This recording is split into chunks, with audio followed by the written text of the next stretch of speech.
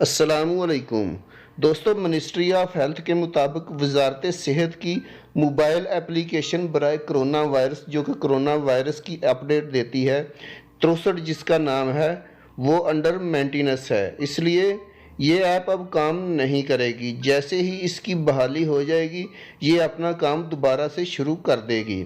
दोस्तों, सल्तनत में कोरोना का ग्राफ अब काफ़ी नीचे जा रहा है, जो कि एक बहुत ही अच्छी और खुशी की खबर है।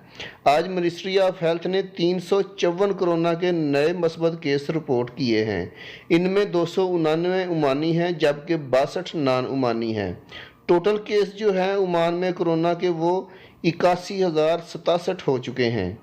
इनमें 72,263 मरीज सेहत याब हो चुके हैं और 502 लोगों की डेथ हुई है। रिकवरी लेवल अल्हम्दुलिल्लाह बहुत ही अच्छा जा रहा है ओमान में। दोस्तों, लास्ट 24 आवर में 10 मरीजों की मौत वाक़या हुई है जबकि 1,353 लोग सेहत याब हो चुके हैं।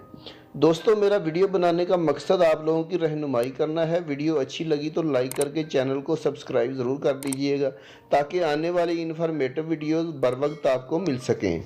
अल्लाह हाफिज़।